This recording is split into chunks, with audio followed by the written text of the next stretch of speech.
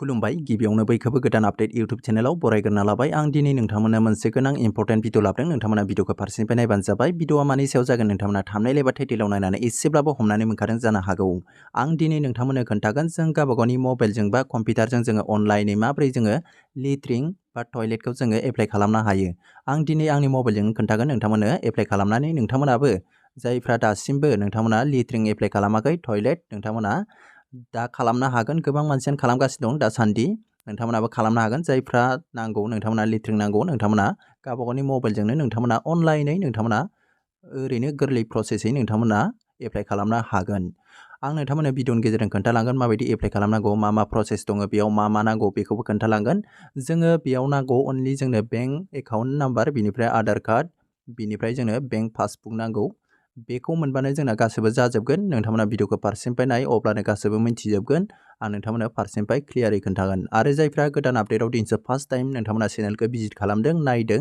भिडिअखौ नोंथांमोना अननानै गोदान आपडेट इउट्यूब चेनेलखौ साबस्क्राइब खालामना लाबानो जाबाय बेफोरबायदिनो अनलाइननि माखासे भिडिअ नोंथांमोना मोनबाय थागोन गोबां मानसियानो नाया बिनिफ्राय लाइक खालामनानै होबानो जाबाय भिडिअ बानायनायाव एसे खस्थ' जायो नोंथांमोना बिनिफ्राय नोंथांमोना बुजियाबा कमेन्ट बक्स दंखायो कमेन्टआव नोंथांमोना सोंहरबानो जाबाय आं रिप्लाइ खालामगोन आरो रिप्लाइ खालामखायो अब्ला भिडिअखौ जागायलांसै जोङो लेट्रिनखौ एप्लाइ खालामनो थाखाय जोङो क्रम ब्राउजारखौ ओपन खालामबानो जाबाय बयनिबो मबाइलाव क्रम ब्राउजारा थायो नोंथांमोना क्रम ब्राउजारखौ ओपन खालामबानो जाबाय बयबो जायफ्रा दासिमबो नोंथांमोना रोङा नैबे भिडिअखौ नायनानै नोंथांमोना दानो नोंथांमोना एप्लाइ खालामनो हागोन गोरलै प्रसेसै अब्ला नोंथांमोना बेयाव सार्च खालामनांगोन नोंथांमोना लिरनांगोन बेयाव स्वच्छ भारत मिशन होननानै लिरबानो जाबाय बेफोरबायदि अब्लानो बेयाव ओंखारफैगोन बिनि वेबसाइटआ मेना बेयाव नायबानो जाबाय स्वच्छ भारत मिशन बेयाव नोंथांमोना खनसे थुनानै होबानो जाबाय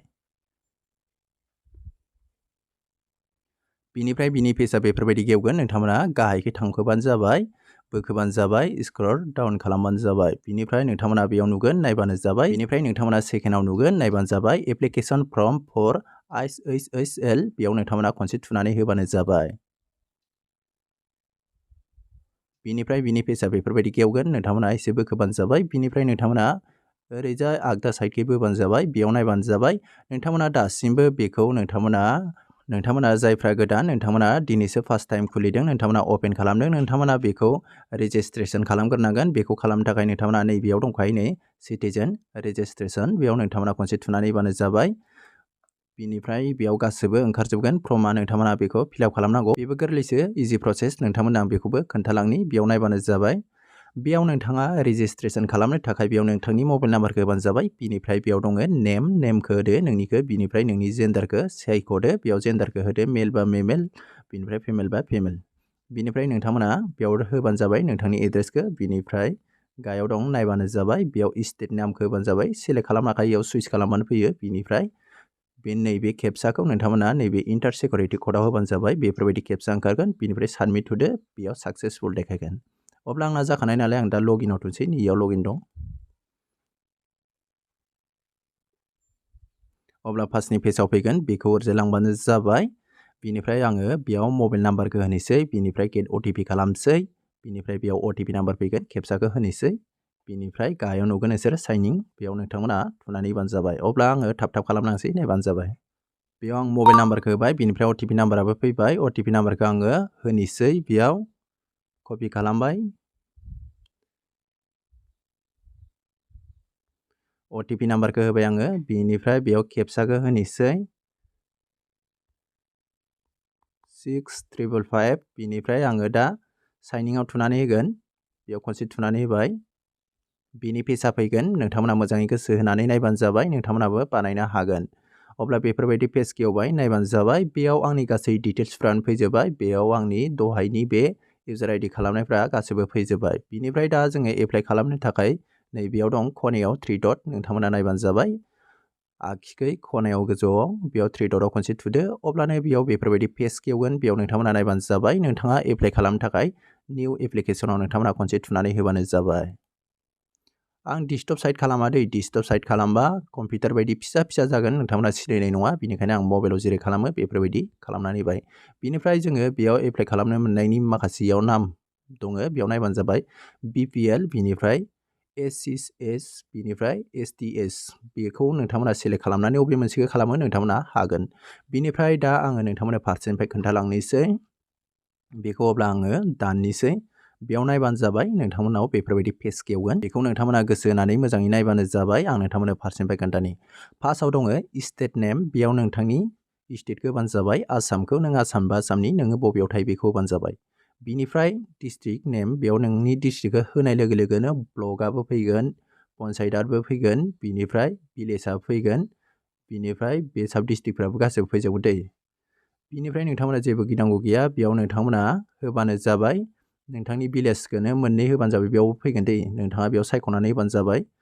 नोंथांनि डिस्ट्रिक्ट होनाय लोगो लोगो गासैबो फैजोबखायो। नोंथांनि डिस्ट्रिक्टआव बेसेबां एरिया दं बियो फैगोन, ब्लकफ्रा फैगोन, पन्सायतआबो फैखागोन। बेखौ नोंथांमोना सेलेक्ट खालामबानो जाबाय। बिनिफ्राय बेयाव नायबानो जाबाय। आं नोंथांमोना खोन्थानि। बेयाव दं नायबानो जाबाय section B toilet honours particular. बेयाव नायबानो जाबाय, मोजाङै गोसो होनानै खोनासंबानो जाबाय। जाय मानसिनाव एप्लाइ खालामगोन बिनि आधार कार्डनि नामखौ बेयाव होबानो जाबाय। आधार कार्डआव मा नाम दङ बेयाव सेम टु सेम होबानो जाबाय। बिनिफ्राय बे गायाव दं आधार कार्ड नाम्बार, बेयाव नोंथाङा आधार कार्ड नाम्बारखौ होबानो जाबाय। बिनिफ्राय बेयाव नोंथांमोना टिक मार्क होदो, बिनिफ्राय भेरिफाइ खनसे थुदो। आधार कार्डजों मिलायगोन ना मिलाया बेयाव इसोरो खनसे चेक खालामगोन। बिनिफ्राय बेयाव भेरिफाइ बा भेरिफाइ जाखागोन, बेयाव साक्सेस देखायगोन। बिनिफ्राय आं बोखोनानै खोन्थाबावनोसै। बेयाव नायबानो जाबाय। बेयाव फादार दंबा फादारनिखौ होदो, हासबेन्ड दंबा हासबेन्डनिखौ होदो। बिनिफ्राय बेयाव जेन्डारखौ सेलेक्ट खालामदो, केटेगरिया मा नोंथाङा नोंथांनिखौ सेलेक्ट खालामदो। बेयाव होनाय लोगो लोगोनो ओंखारखायो। आङो गेजेराव थुबाबो जेबो गेवा इयाव। बिनिफ्राय बेखौ फारसेनिफ्राय होनाय लोगो लोगो गासैबो ओंखारजोबगोन। बिनिफ्राय नोंथाङा मबाइल नाम्बारखौ होनो हागोन, मबाइल नाम्बार होनो गोसोबा। बिनिफ्राय नायबानो जाबाय। बेयाव दङ सेक्सन सियाव दङ, नायबानो जाबाय बेंक एकाउन्ट डिटेल्स। नोंथाङा बेयाव IFSC क'डखौ होबानो जाबाय। बिनिफ्राय नोंथाङा बेयाव नोंथांनि बेंकखौ होबानो जाबाय। बेयाव होआबाबो जायो दै, नैबे गोजा गोजा नुनायावल' होबानो जागोन। बेयाव नोंथाङा नोंथांनि ब्रान्चआ IFSC क'ड होनाय लोगो लोगोनो गासैबो नुजाफैजोबखागोन। बेखौ नोंथांमोना टेनसन लानाङा, IFSC क'डखौल' होनांगौ, बिनिफ्राय गासैबो ओंखारगोन। अनलि नोंथाङा बेयाव मा खालामनांगोन, नैबे गायाव नायबानो जाबाय एकाउन्ट नाम्बारखौ होनांगोन। एकाउन्ट नाम्बारखौ होदो, बेयाव एकाउन्ट नाम्बार, बिनिफ्राय बेयाव दं कनफार्म एकाउन्ट नाम्बार। बेयाव एकाउन्ट नाम्बारखौनो सेम टु सेम होनांगोन दै। बेयाव कनफार्मावबो बे एकाउन्ट नाम्बारखौनो होनांगोन। बिनिफ्राय मेन खोथाया बेसो, नोंथांमोना नायबानो जाबाय। बेयाव दङ नै स्केनिड फार्स्ट पेज अफ पासबुक। बेयाव नोंथाङा बेंक एकाउन्टनि पासबुकखौ आपल'ड खालामनांगोन। मेक्सिमाम बेयाव बेसे जानांगोन नायबानो जाबाय 200 KB। बिनि गोजौआव थांनो मोननाय नङा, नङाब्ला बेयाव बिसोरो साबमिट खालामनाय नङा, आपल'ड खालामनो हानाय नङा। नोंथांमोना 200 KB खालामनांगोन। बिनिफ्राय बेयाव दङ नै अनलि PDF, JPG, बिनिफ्राय JPG-आनो। नोंथांमोना बेयाव PNG-बो खालामनो हागोन। बेयाव नोंथांमोना बेयाव मोनब्रै अपसन होदों। बेफोरबायदि नोंथांमोना लिरनाय बायदि बेयाव आपल'ड खालामनो हागोन। बेयाव दंखायो नै सुइस फाइल। बेयाव खनसे थुनाय लोगो लोगोनो फाइलाव डाइरेक्ट लांगोन। नोंथांनि बे बेंक पासबुकखौ बेयाव होनांगौ। बिनिफ्राय आङो दा फारसेनिफ्राय खालामलांसै। बिनिफ्राय नोंथांमोना एप्लाइआव खनसे थुनाय लोगो लोगोनो इयाव साक्सेसफुल ओंखारखागोन नोंथांना जाबाथाय गेजेराव। अब्ला आङो दा आंनिखौ आं खालामनोसै, आं नोंथांमोननो खालामना खोन्थानोसै। नोंथांमोना भिडिअखौ नायबानो जाबाय फारसेनिफ्राय। अब्ला आं गासैखौबो फिलआप खालामजोबनोसै फारसेनिफ्राय। बेयाव नायबानो जाबाय। आङो गासैखौबो बेयाव फिलआप खालामजोब्बाय। आंनि बेंक एकाउन्ट नाम्बारफोरखौबो होबाय। आं फार्स्टनिफ्राय खोन्थानि। बेयाव नायबानो जाबाय। आंनि डिस्ट्रिक्टफोरखौ होजोब्बाय आङो गासैखौबो। बिनिफ्राय नामखौ होबाय सादिन मोसाहारि। बेयाव आधार कार्ड नाम्बारखौ होबाय। नायबानो जाबाय नोंसोरो फारसेनिफ्राय। बिनिफ्राय बेयाव दङ भेरिफाइ आधार नाम्बार। बेयाव नायबानो जाबाय भेरिफाइ साक्सेसफुल। बेयाव आंनिया आधार कार्डआ भेरिफाइ जाखाबाय। बेफोरबायदि खालामनांगौ दै, नङाबा नोंथांनिखौ बेयाव एक्सेप्ट खालामनाय नङा। बिनिफ्राय आं गासैखौबो होजोब्बाय। बेयाव फादारनि नेम होबाय। बेयाव आङो जेन्डार मेल गासैखौबो बेयाव केटेगरिफोरखौ HD होबाय। बेयाव गासैखौबो सेलेक्ट खालामजोब्बाय। बिनिफ्राय आङो दा गासैखौबो होजोब्बाय। एकाउन्ट नाम्बारखौबो होबाय नै, कनफार्म एकाउन्ट नाम्बारखौबो होबाय। बिनिफ्राय फट'खौबो नै आपल'ड खालामबाय आङो बेयाव पासबुकखौ। बिनिफ्राय आं दा एप्लाइआव खनसे थुनानै होनोसै। बिनिफ्राय आंनाव फार्स्टनि पेजआ फैदों दै, नायबानो जाबाय आंना साक्सेसफुल जाबाय। बेयाव SMS फैदों। आं नोंथांमोननो खोन्थानि। बेयाव नायबानो जाबाय। बेयाव आंनो हरखाबाय दै, आंना साक्सेसफुल जाबाय। नायबानो जाबाय you have successfully submitted your application. बेयाव आंनो रेफारेन्स ID-बो हरदों। नायबानो जाबाय your application reference number is. बेयाव नायबानो जाबाय आंनि रेफारेन्स ID-खौ बेयाव हरबाय नाम्बारखौ। बेजों आङो चेक खालामनो हागोन आंनिया बेयाव एप्रुभ जागोन ना जाया। सोरनाबा रिजेक्ट थाङो, नोंथांमोननो आं खोन्थाखाबाय। जायफ्रा लिट्रिंनि बेयाव एप्लाइ खालामदों, सोरनाबा बेखौ लानानै नायनो हागोन। जायफोरना रिजेक्ट थांदों नोंथांमोना आरो गोदान एप्लाइ खालामनो हागोन दै। नोंथांमोना बेफोरबायदि खालामबानो जाबाय। बिनिफ्राय आंना दा साक्सेसफुल जाबाय। आं दा एप्लाइखौ खालामनानै दोनबाय। जायफ्रा खालामाखै नोंथांमोना खालामबानो जाबाय। बेफोरबायदि नोंथांमोना आंनि भिडिअखौ नायनानै रोंखासिगोन बायदि मोनबाय आङो। आरो जायफ्रा गोदान नोंथांमोना अननानै चेनेलखौ साबस्क्राइब खालामना ला। बेफोरबायदिनो गोदान गोदान नोंथांमोना भिडिअ मोनबाय थानो हागोन। आं रेगुलार भिडिअ लाबोबाय थासिगोन।